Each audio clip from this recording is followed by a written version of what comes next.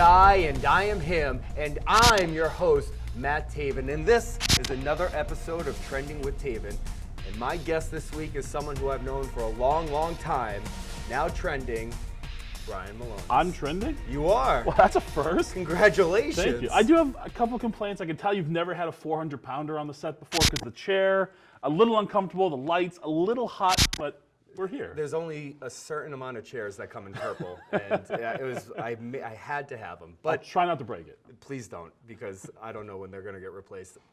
Bryan, all seriousness, my first question is probably going to be my most serious one of the bunch. Okay. What would you do right now if you were me? In terms of Bruiser? In terms of what happened with your friend. I'd be pretty mad, and I would try to get revenge. Like, I get it. I'm upset too. If somebody did that to me, I would do everything in my power to get revenge on them. So how am I supposed to do that without it affecting you? I mean, that's the tough question. But at the same time, we're both here for the same reasons. You know what I mean? Like, we're both here to win. We're both here to win championships. We're both here to make a name for ourselves. At the end of the day, I know you're my friend, and nothing's personal. But I get that it's personal with him. I mean, I don't know, man. I don't know if I could team with someone like that. And it looks like whatever's going on between the two of you is up in the air. I mean, what's the status of you two as a team? Because if I'm being honest, you are right. We're here for the same reasons. But if there's one less tag team in the tag division, well, that's all gravy for the OGK. I totally get that, but I also don't give up on people. You don't know Bruiser the way I do. You don't room with him, you don't travel with him, you don't drive with him, you don't talk on the phone with him. Like, this guy's my best friend, and I'm not going to give up on him. We've had a rough stretch. I don't think that's a secret. That loss to you guys was one of the toughest of our careers. We've struggled lately, and you guys are the #1 contenders. We beat you, that puts us in position. Now, I understand why you would take what he did personally, but I know deep down that's not who Bruiser is. That's just frustration and maybe letting an old friend of yours get in his head a little bit. All right, I can see that, and you know, I'll let that slide for right now because it's just me and you, and I want to more focus on you. The Bouncers have been here for a while now, and I know you personally. I've seen you elsewhere. I feel like here in Ring of Honor, the Bouncers keep getting to a certain point, and then they can't get past it. What do you think needs to change? I mean, I think me, partly.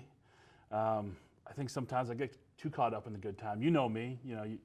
That's never fully been me. I like to have a good time, but usually it waits until after business is done. Yeah. And I think sometimes I've let that get in the way. I think sometimes Bruisers let that get in the way. Now, where we differ on opinion is how to go about that. I'm not going to smash beer bottles over a friend's head, but I think we have to get more serious. I think we have to stop being the, unofficial beer distributor of the Ring of Honor locker room, and we need to go to, worry more about wins and losses.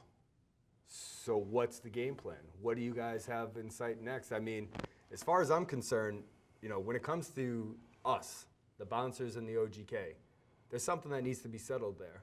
But after that, what do you think needs to be done? What do you guys have your sights set on? I mean, the first thing we got to do is get on the same page. I mean, quite frankly, if we're not on the same page, the next time we step in the ring with you guys, it's not going to be what we're hoping for. But once we get on the same page, I mean, look at us physically. There's never been another team like us in Ring of Honor history.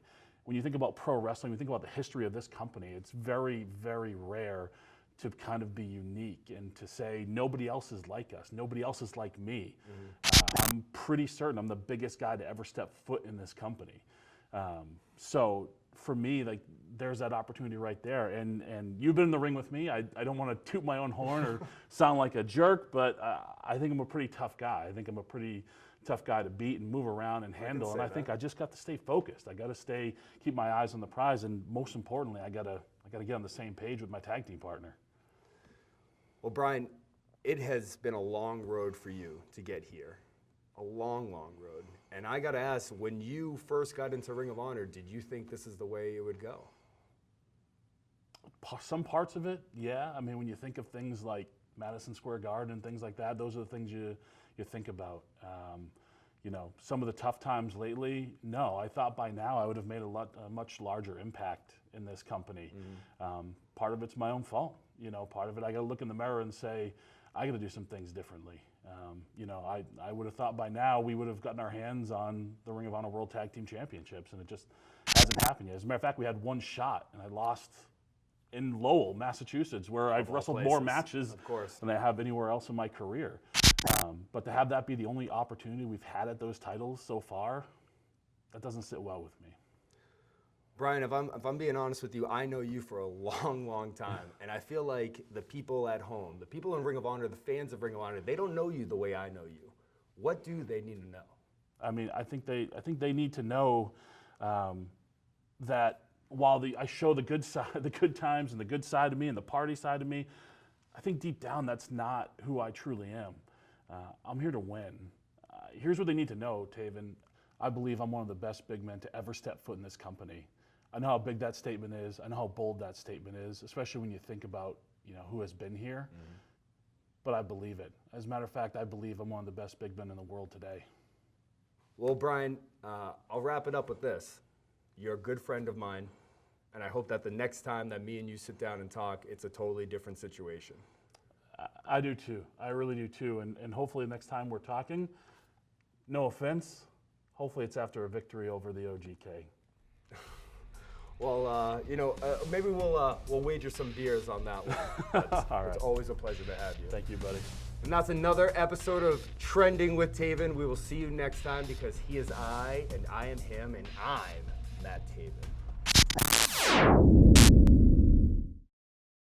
Hey, this is Brian Milonas, one half of the Bouncers. Catch Ring of Honor on Best on the Planet, Ring of Honor's 24/7 streaming channel, available on the free Stir and Plex apps.